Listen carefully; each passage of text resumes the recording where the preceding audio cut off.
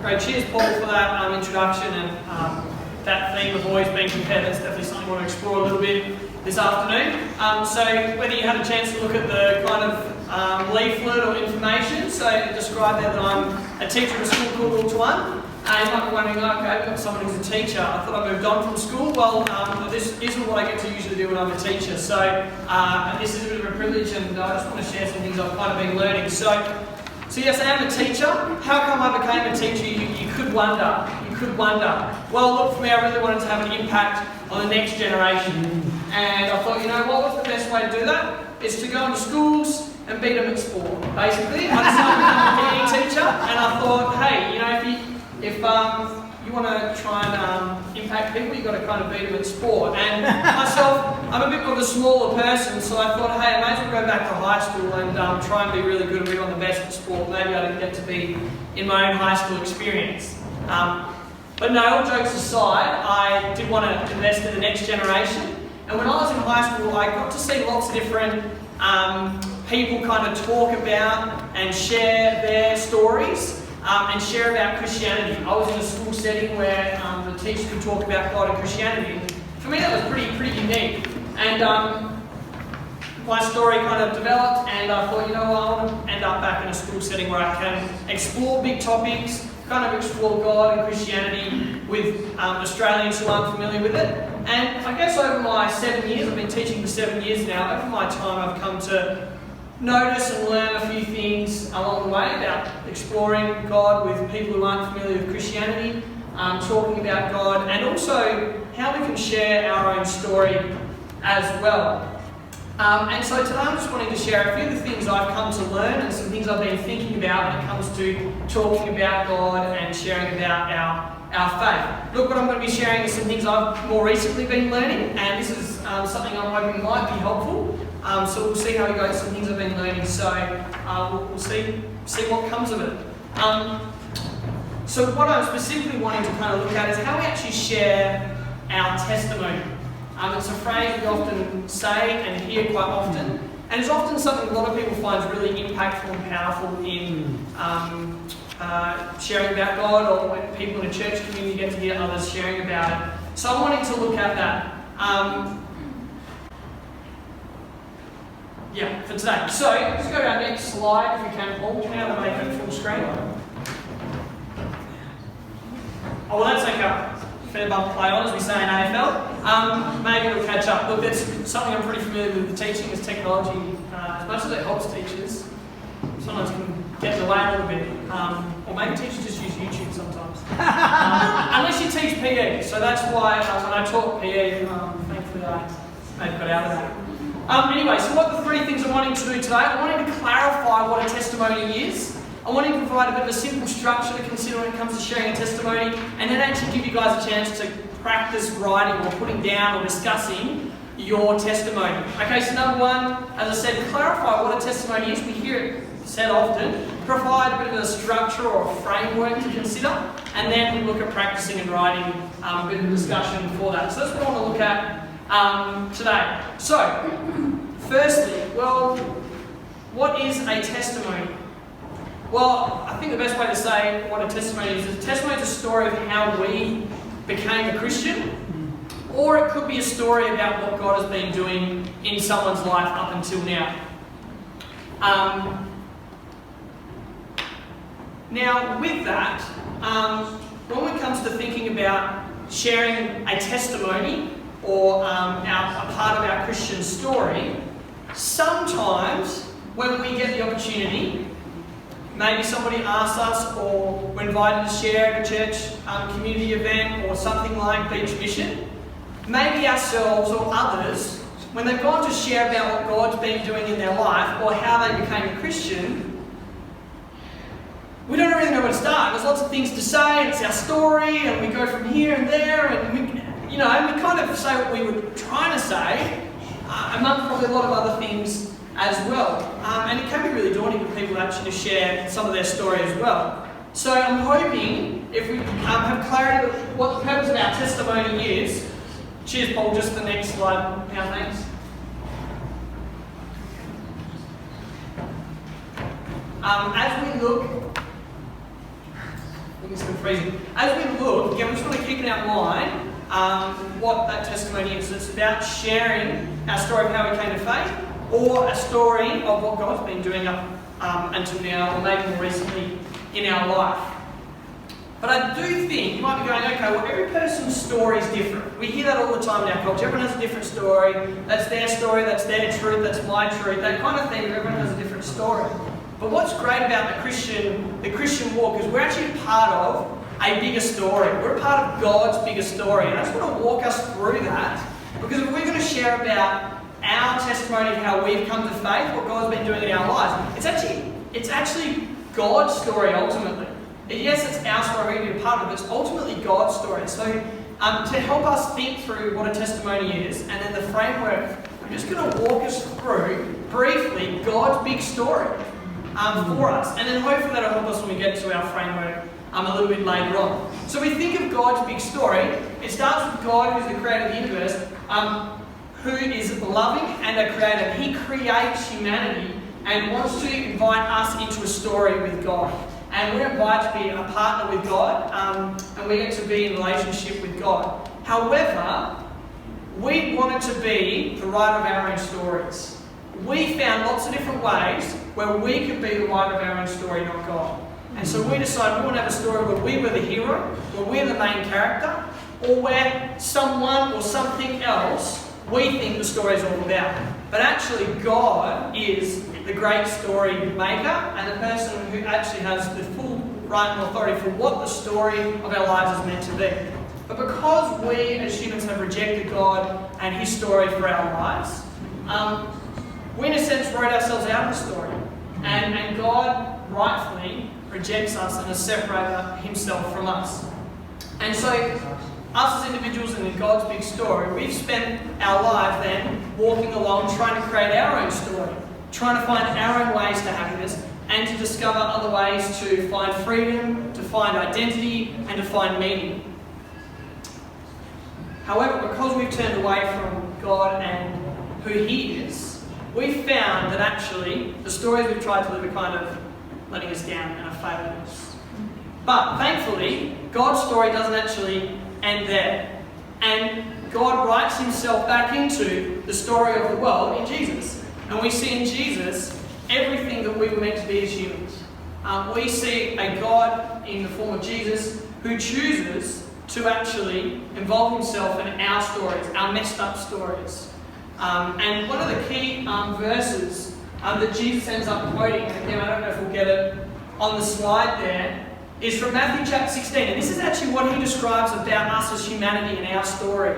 So Matthew chapter 16, a little small there. Just go back one, please. Yeah. Matthew chapter 16, verse 24 to 26. It says, "Then Jesus said to His disciples, 'Whoever wants to be my disciple must deny themselves and take up their cross and follow me. For whoever wants to save their life will lose it. But whoever loses their life for me will find it. What good will it be for someone to gain the whole world, yet forfeit their soul? Or what can anyone give in exchange for their soul?'" So some things I just want to highlight there. Whoever wants to save their life. There's an assumption there that every human in the story of life they are pursuing is trying to actually save themselves. Trying to find one way or another to be a hero, to be restored, to find freedom, to find identity. And Jesus says, whoever's trying to save their life will lose it. What good would it be for someone to gain the whole world, to gain the story they want to live the way they can live, but forfeit their soul? So really, if we just summarise it, really what Jesus is saying is that every human story is this. All of us are trying to save ourselves. Every single human. Whether someone's got a religious background, whether someone's got a New Age background, whether someone's got a secular background, whatever it may be, all humans are trying to save themselves. But Jesus is saying He's the only one who can save ourselves. Which, if we then break it down again, ultimately Jesus is saying we're all sinners, and only Jesus can save us from sin. So what that means when it comes to thinking about stories is that when we think about explaining or expressing our story and how God's been involved, ultimately we're going to end up acknowledging that we've been trying to save ourselves in some way or another. Our own story we've been trying to save ourselves. But at some point we've come to realise that actually Jesus has saved us. And Jesus, the way that occurred is that Jesus actually let his story end. Jesus at 33, that's the peak of the career of the Australian cricketer. Tim Payne's a bit older than that, but that's the peak of the Australian cricketer. Jesus let his story end. His story where all these people were amazed by him, wanting to be the next political leader. In Australia, that's going to be an interesting conversation going forwards, and we've seen the hype that America's had about the next political leader. But then all of a sudden, Jesus' story ends, and all these people are hoping that this political leader, or this leader is going to restore them, or bring them through a war. His story ends, and it looks like their story has ended. But actually, this was the pinnacle of God's story for us, where actually, the ways we've been trying to save ourselves, Jesus actually became what we deserve. We deserve for our story to be ended with God. But Jesus instead has his story ended, so that now we get the chance to have a story, be a part of God's big story. And Jesus' resurrection promises us that God's story continues, and our story, partnering with God, gets to continue as well. Just want to lay out that kind of story and have us considering, when we're talking about our story, there's going to be it fitting within God's story. And the key part, as I said before, is that all of us are trying to save ourselves, but only Jesus can save ourselves. And also we're all sinners, and only Jesus can save us from our sin. But if I was to ask you, if we start to think about sharing our testimony or our faith story, who here, I'm not going to ask you to share anything, but who here is involved in like music, praise, worship, however your context calls it, at a church you're a part of? Who is involved in that? Nice. Okay, great, we've got a few. Has anyone here had a chance to work in the kids ministry or youth programs at their church or something like that? Yeah, awesome. Quite a lot of you. Fantastic. Anyone here been invited to give a talk or a sermon more like the main congregation before? Yep, great, a few of you. So there are all the things we've been involved in. Now, if I asked you how many hours involved in preparing weekly for the praise or music and worship context, I don't know what it'll be, I'm not a musician myself. Does anyone want to throw out there? I'm looking over one or two people. How many hours it might be around each? 3 hours? Yep, for each week, great. What about someone being involved in the kids or youth? Actually, this might be dangerous, some people may not want to say what it actually is. But ideally, on average, how many hours might be prepared for, put into that, on average, maybe per week? 2 or 3. Half an hour, 2, 3 hours? Great, great.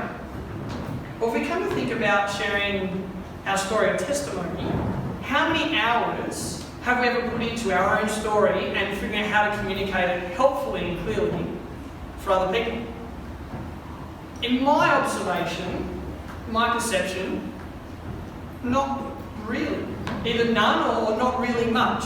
Obviously, we all have our own story and we kind of know it, but, you know, just like preparing a sermon, there's kind of like an introduction point and then 3 main points, particularly like Tim Keller, and then some finishing point about an application, yeah?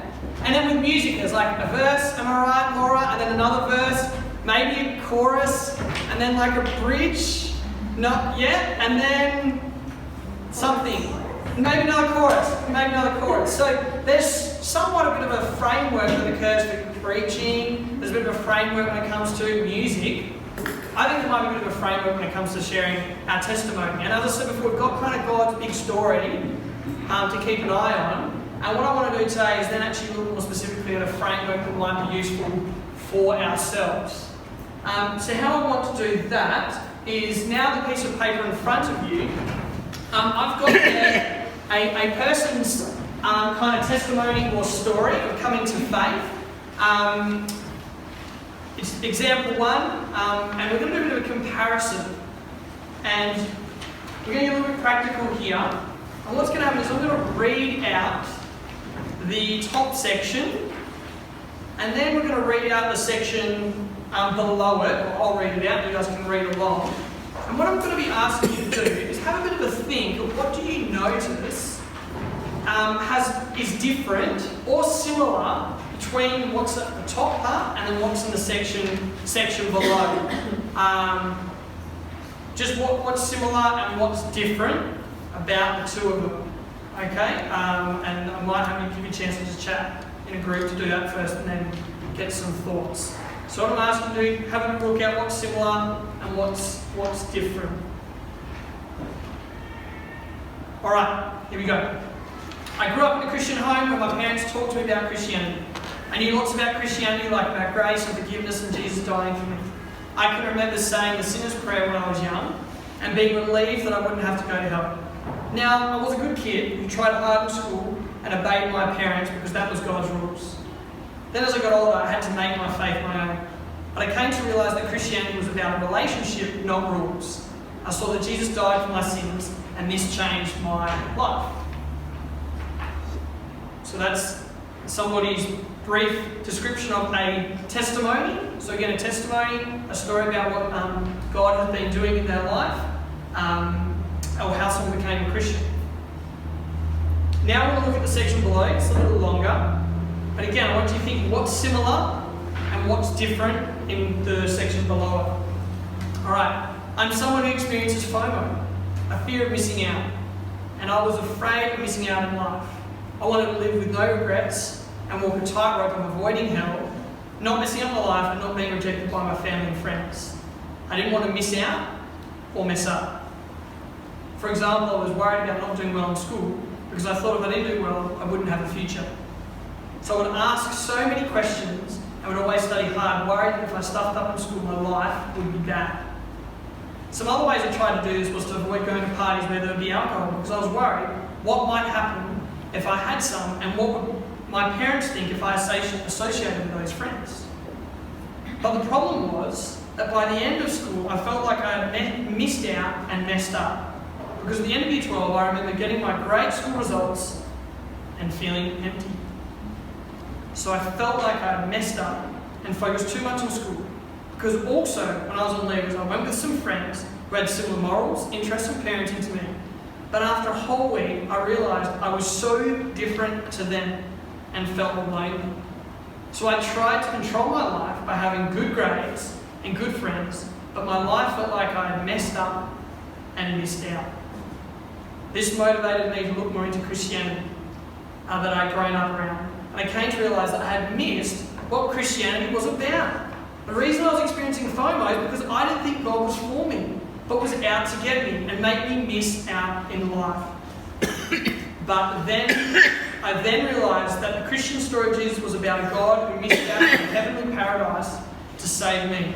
That he became messed up so that I could be cleaned up. Because Jesus ultimately came to be rejected and punished by God instead of me. So that I saw that God had now forgiven me. I saw God as for me rather than against me, all because of Jesus. So from then on I was able to grow in freedom and trusting Jesus with my life. I was free to want to enjoy Jesus and embrace the life he has for me. I could relax in my studies knowing that the results aren't my everything. I could open up to friends and family knowing their opinions don't crush me. And I could trust God with my future. For example, when last year I was working in a team, that was awesome, and then got moved to a different team. I was missing out, which frustrated me, but I learned to give it to God knowing he is for me in this. Now, really, those two sections are the same person's story or testimony. What I want to give you a chance is to just chat in your little groups you've got and identify what you thought was similar and what was different about the two. And then what I might ask a little bit later is what you found was helpful or interesting or maybe even significant. Okay? So what was similar, what was different, and then maybe we'll look a little bit more at some other things. Any questions? Go for it.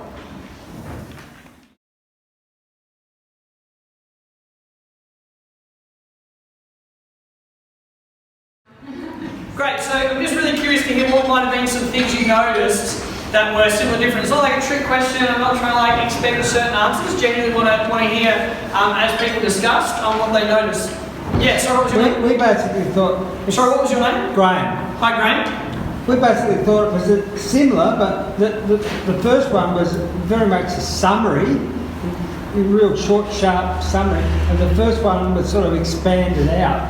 We thought that, well, depending on the person, depending on the level of interest or how much, whether they like the long story or the short story, one or other might be appropriate. Like if you just want that quick, short, sharp thing, go with the first one. But if you want to know all the ins and outs, go with the second one. Yeah, thanks, Graham. That's a good start. Thanks for observing that. Yeah, depends on the person and how interested they might be. Good point. That's really important. What else? Wendy. Sorry, thanks. We thought that a lot of the words and the expressions used in the first one would have been quite difficult for someone to understand if they didn't come from a Christian background. Interesting, yeah. Whereas the second one was explained in a very general way that probably most people would understand. Okay, that's really interesting insight with you. So the first one's maybe using some language that might be more understandable or familiar in certain Christian environments, but maybe the second one's a bit more using language that's a bit more understandable. Have I understood that well? Thanks, Wendy. What else? So, in the second one, it sort of goes more into motivations, like what was driving the person. So he was worried.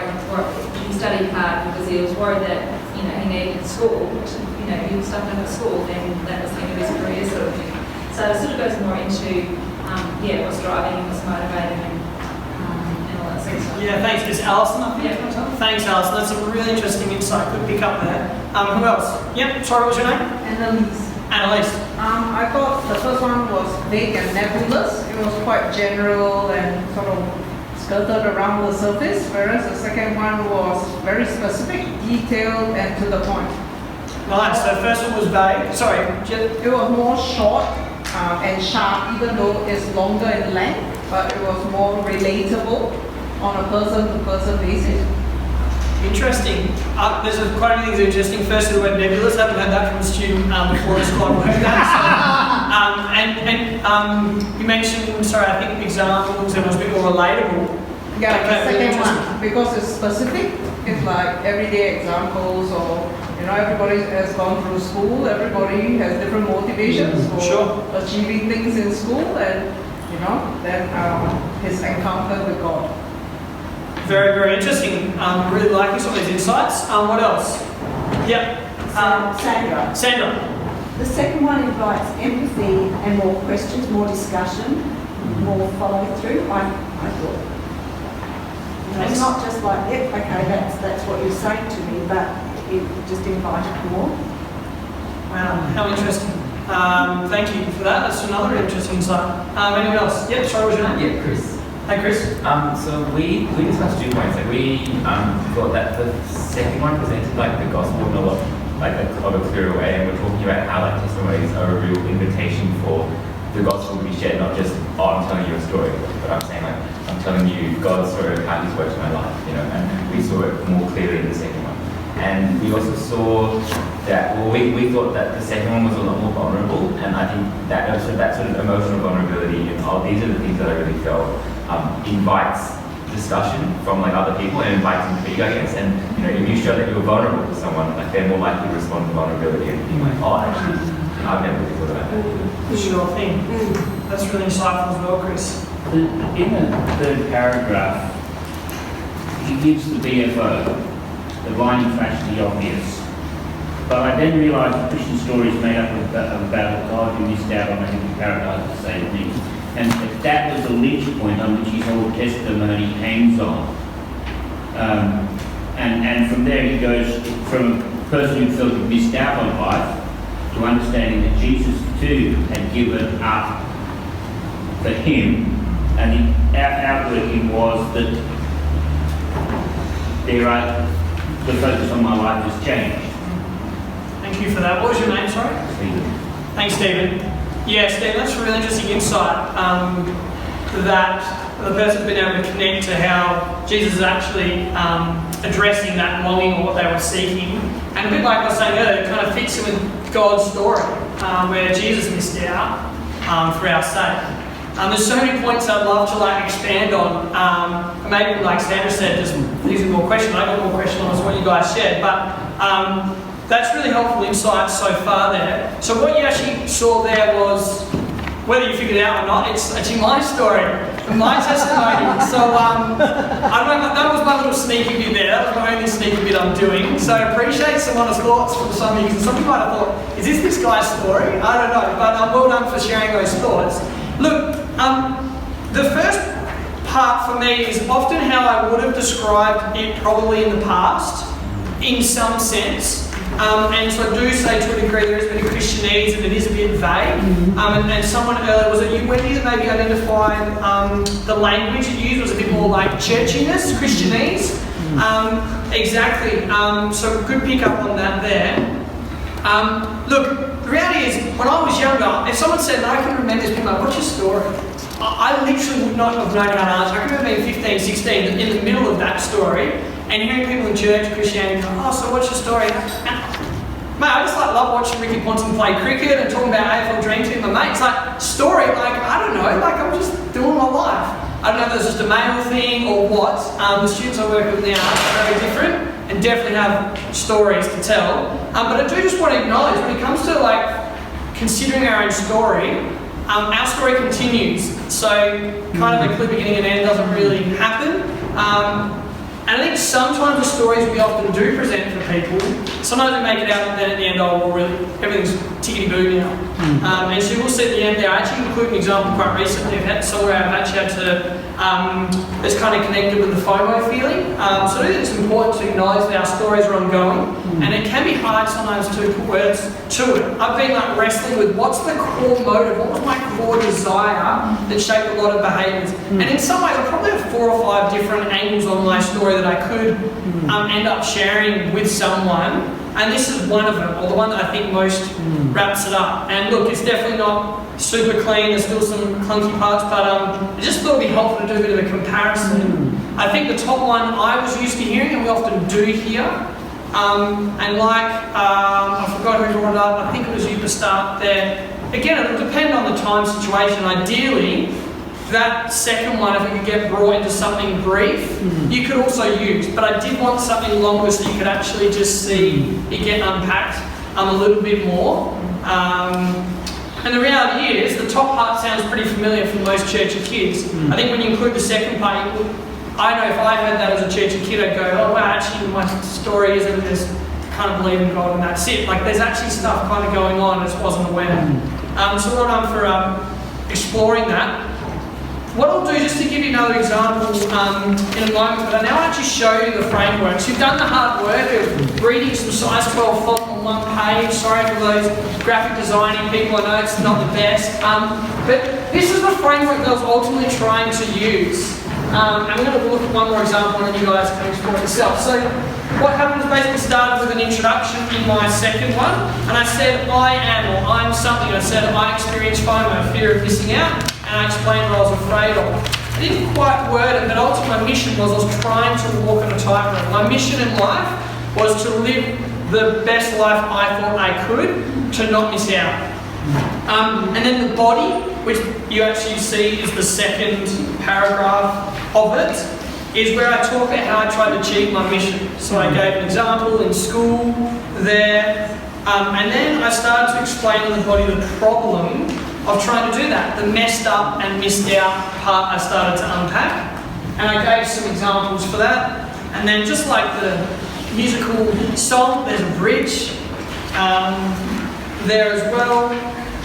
And so if you flip over, you see there's a bridge, but then I explain what Jesus has done for me, and I explain how Jesus fulfilled my mission. So my mission, the fear of missing out, Jesus missed out so I don't have to miss out. Jesus became messed up so that I can be cleaned up. So that's some elements of what Jesus has done for me. Again, we think we're always going to end up in our story acknowledging how we've tried to save ourselves, but Jesus is the only one who can save us. The way I was trying to save myself was trying to not miss out in life. Now, people do that in lots of different ways. My way was a certain path. Then we have the climax of kind of how I responded, and then the denouement at the end. How do I pronounce it? Denouement. Denouement. Yeah. Oh, wow, that sounded much better. Denouement. Can we translate that in a proper Australian, please? Yeah, the ending, the fifth test match, the ending, I'm not sure. Explain what Jesus living looks like in your life now. So that's the structure I went through to kind of consider sharing my own story and testimony. Now, again, this is a framework. It doesn't mean that you know, it's like this is the only way, but maybe we've seen or ourselves been asked to share in a church or somewhere. Before you know it, we've ended up talking about all kinds of things we never thought we'd talk about. And then we're like, what? I feel like did I talk about Jesus or what? You know, I've definitely remembered testimonies of 90% the person talking about their struggles and trying to save themselves. And that's okay, that's their story. But implicitly it does sometimes send a message to the audience that, like, I've heard people be like, I haven't really stuffed up my life, so I don't know if I need Jesus. But from mainly hearing testimonies where people mainly talk about massive sin struggles for 90% of the testimony, people feel like, oh, and then you just come to Jesus and your life's all good. We know that's not our Christian walk. So we need to consider when we share our story that we probably include some ongoing struggles. I think that's really important. So there's the framework, and you're going to have a chance to apply that yourself. But let's look at a real clear example, unlike maybe mine to a degree. We'll look at example 3, because example 2 is a little bit like my one. But what I want you to notice is you're going to see 5 clear paragraphs. We're therefore going to have an intro, we're going to have a body, we're then going to have bridge, then climax, then the D word at the end. So this is an example, this might be a slightly different story. Again, let's have a look now. If you want, you can even pull off that page with the testimony template at the back, and if you want, you can kind of put it up against it if you like. So example 3. This isn't my story now, it's another person's story. No sneaky move this time. I'm adopted. I grew up not knowing who my biological father was. My adopted family loves me, but my mission in life has always been to find belonging. For example, in my high school, I had to choose between the nerds and the jocks. I settled on the jocks because of my love for football. Still not my story. So I tried to find belonging by achieving. For example, you have to do what your friends do, dress how they dress, and party how they party. But the problem with looking for belonging this way is that you never truly find it. For example, at the end of high school, I thought I'd earn the approval of my friends by going to a big party with them. But by the end of the party, I felt even more alone. But Jesus gives me the belonging I'm looking for. If I live for Jesus, God adopts me to be His child. I will have God as Father, Jesus as a brother, and a bunch of other people as my family. That's when I realised that I needed to follow Jesus. I remember opening the Bible, reading about God's promise to be my Father, and then praying and asking God to adopt me as His child.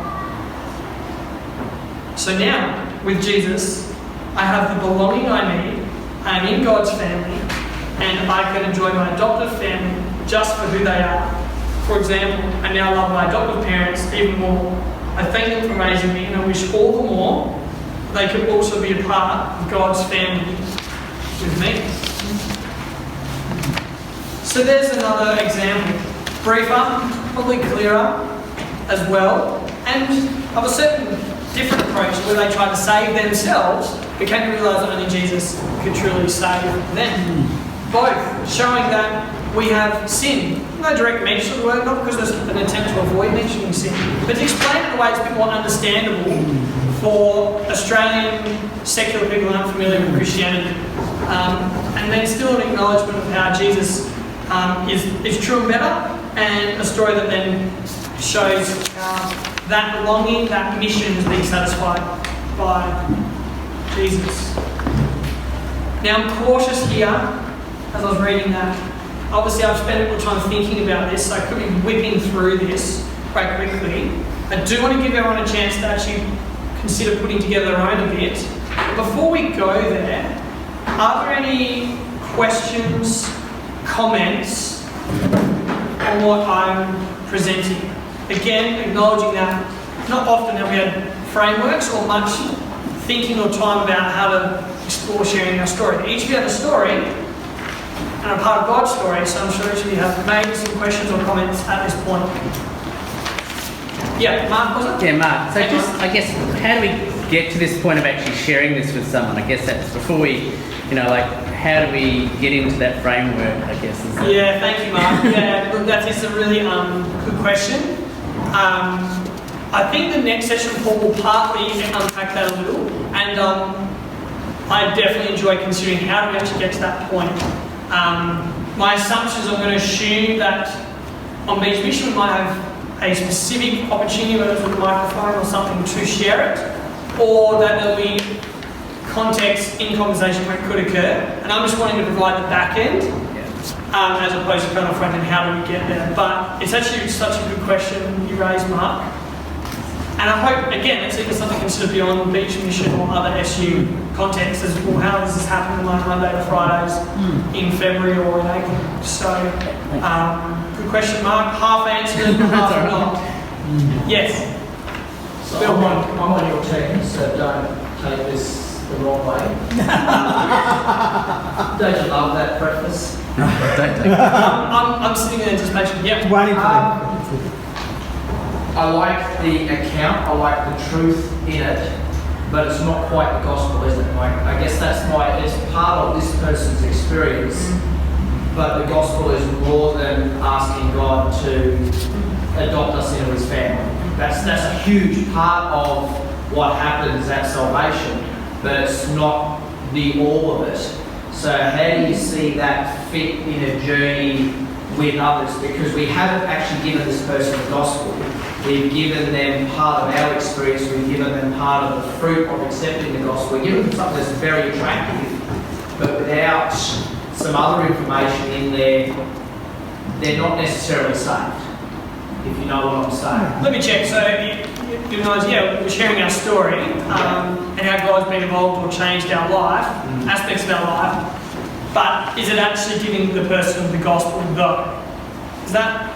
So how do you see this in the context of giving, because this is attractive, this is real, and this is all true, but there's more to sharing the gospel than this part of our story. How do you see this fitting with, obviously this isn't a one-off occurrence, this could be a dot of someone's journey to salvation, to being part of God's family, part of the kingdom. How do you see that fitting together? Yeah. There's probably a few parts to it, but I would say that I think what's at one level, our Australian culture at the moment, and it's talk about marketing, like talk about story. So, and I've often hear people say, in maybe Christian context, but also broader, oh wow, hearing that person's story was really powerful. So we know that a story is quite insightful and powerful. I'm not saying necessarily that by sharing our story will necessarily explain the gospel. Now, the gospel is a big word that gets used a lot, and I'd say it's like a diamond. It's three-dimensional. There's multiple angles that people can get in on it. And so I would say we saw in the second example an angle on God being our Father and adoption. The angle I probably was bringing out was an angle of how Jesus is for us, when actually we have deserved a God who was against us. So they're aspects of the story. What I am probably going to say is that really we're going to be acknowledging in some way that we've tried saving ourselves and only Jesus can save us. So I'd say that's the part that's probably most close to the centrality of maybe the gospel message. And I think the framework's helpful because straight away we have to focus on who am I and what was my mission. Because every human, in one way or another, is trying to find something in life. And I believe that because of our brokenness, we're trying to find a different way. So by starting off with who am I and what my mission is, it focuses me, when I'm writing or when I'm presenting, on that. And I think often those parts are relatable for others, and it's there that actually Jesus can link into it. But it's definitely still not the whole package of the gospel. Is that providing some clarity? Sure. Jono, if I can help you there, I don't think, let me start off with that. I don't think that presenting the gospel is a sales job. but I used to do industrial sales training. Well, I was an industrial salesperson, okay? One of the things that we got told was, first, find out the situation, then find the problem, and then ask them, well, what's the implication if I can solve your problem? And then the needs pay off at the end. I think what you're saying is sort of an answer that I found to my problem. Maybe we also need to ask them, what's life about? What do you think the meaning of life is? Or something along that line. We have to, sometimes people have to actually fess up to the fact of the bad news before you can present them with the good news. Sure, yeah. So what's your problem? You have to identify what that problem is. That's really good. I really like what both have brought out because it's funny, other things I often think about or talk about with people is actually there's a really big role in learning to listen well and understand other people. And that's just what I spent a lot of time exploring. I'm actually wanting to explore something here on the assumption that there are times we will get a chance to share our story, whatever. And so what I would say, someone mentioned, I think it was you, Alison, you mentioned motivation, and someone mentioned relatable. That second one, I think, connects more because we do know that when there's a motive in life, a motivation happening in life, and so I do think the second one of my story would be more relatable, but therefore actually we're listening to someone, we want to understand them. Who are they and what's their mission? What are their mission? But I think it's hard for us to really consider ours, just as something, because I know exploring our testimony is not often some framework given, but then ultimately, it's actually about understanding someone else's story, who they are and what their mission is, and what their problems are. Exploring Jesus, which I feel like was taking Paul's session, but so these are really good points, and it's showing you guys understanding the Australian culture. We're not just going to waltz in and go bang testimony in a conversation. We may or may not even want to do it necessarily when there's an audience even. What I am aware of is that there will be times, or we haven't actually a chance to get prepared for how we might share it. And so I'm just going, hey, this is something a framework to help you prepare, so that if and when an opportunity presents, beyond SU missions or in SU missions, you will be prepared for something. Be prepared to give an answer. Exactly. So, sorry, one or two more questions. I just want to make a comment. Some of us have been a Christian for 100 years, and that's our story of how we became a Christian, which is essentially what all these examples are of, is much less interesting than other stories that have come along the way as time goes on. And so I'm really interested to see this as a framework for telling a different story about this is how Jesus has made a difference in my life, 10, 20, 30 years down the track. And using that as a vehicle to show someone what God is like or what the gospel is or something. So I think it's a framework that can not only be used to tell about how I became a Christian, but also about things that might happen subsequently. Brilliant. Look, and it's a framework. We all have different stories. We're fitting inside God's story. And if we look at frameworks, it's there so it can get filled in different ways. So that's awesome. And we will find different ways to connect in and bring out different parts. I agree with that, and I think you also need to be flexible.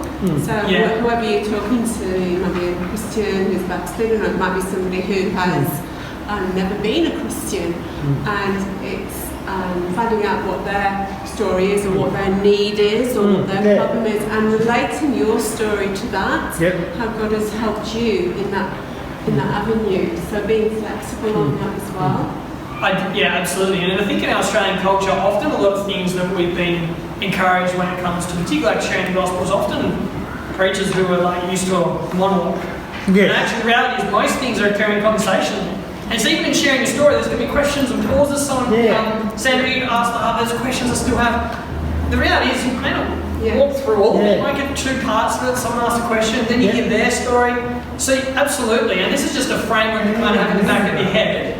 And it may be helpful to consider putting it down a little bit, because then I had an interview the other day for a school for something, and straight away they asked me what's my school, and straight away I said, fear of missing out. I was like, man, a few months ago I wouldn't have had something like that to bring out. So it's just a helpful tool that you can use how you want. Yeah, so relationships are crucial. So. Jono, can I make one quick point? So what the concern that you brought up, mate, like I really have that concern as well, is it perhaps useful to think of this as like a pre-evangelism tool and to keep in our mind that ultimately the gospel does have some objective information which needs to be communicated, which may not be communicated particularly well in this format. Like you're unlikely to to get to penal substitutionary atonement within a discussion like this, and you might have to use, like I noticed your story, Jono, like it did get much closer to the gospel than the second example we read when you talked about. Focus on that. Yeah, you talked about like that Jesus has died, and the language you used about he I can't find it now, but he was messed up so you could be cleaned up, That's like getting way closer to the gospel than we got in the third example. And so for me, I think I would try and use this as in my mind, I'd like to keep the distinction between, a pre-evangelistic tool which might help me form a relationship with someone and cause them to get some interest, which would then lead to a discussion later down the track is, hey, can I sit down, can I share with you about Jesus and about the cross and about what this means?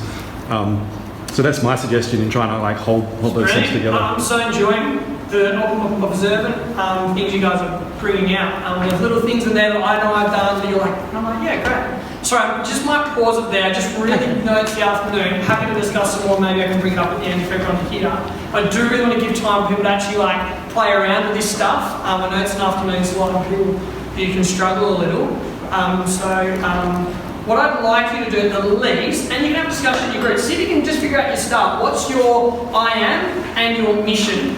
If you want, just start with that. If you're having good chats or you manage to go further, actually consider 1 or 2 examples. But I think as a starting point to walk away with today from that framework, if you can kind of consider what your key identity in life has been or has been, and what might have been the mission or that motivational drive, that might give you a focus for then whatever else you ever use of the framework or in other conversations. So let's make this of our small group. Let's just think of something that we can share with each other about perhaps what was driving or what is driving you, because salvation is a journey. No result, I'm saved. But what does saved mean? I'm saved from day to day in terms of the way that God deals with me. So let's just spend a little bit of time seeing if we can, amongst our small group, just unpack some of the things that drive you and how God intersects with that sort of way. Give it a go. I am and my mission was. Give that a go.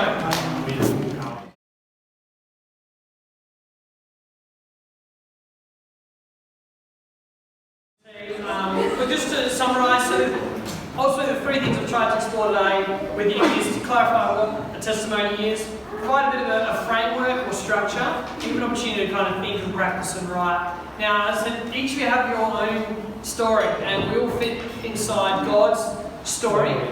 But as I do want to acknowledge, for some of you, we are always still figuring out our story, and particularly those that are younger in the room. When I was 16, 17, 18, I still didn't have, if someone said, what's your story? I'd have been like, I don't know. So I just want to acknowledge that for some of the guys that are young in the room. If you're sitting there and like, I don't really know what the story is. Hey, that's okay. I can relate. I can understand that myself as well. Hey, hopefully this is just a bit of a tool to keep exploring, and it might be helpful, one, to keep you on point if you're someone when you end up talking about your story going everywhere. If you're someone who didn't know how to get to more the motive, desire, maybe the my mission part helps you with that. Hopefully it's a helpful resource, and that is a resource I haven't actually come up with. If you are interested in more, particularly the pre-evangelism and evangelism stuff, a guy called Sam Chan has a book called Evangelism in a Skeptical World, and quite interestingly, no surprise, when it comes to that topic, he looks at a whole range of things, and part of it is sharing our story and testimony. So that framework's come from him, a really worthwhile guy to look into.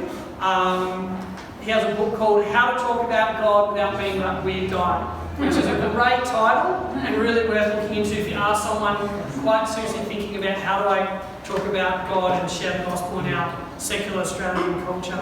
There's another one, really old now, but called Out of out of the Salt Shaker by Manly something Pippin. Becky Pippin, Yeah, I think it is, yeah, very good. Yeah, she's really solid as well. So, thank you guys for that session.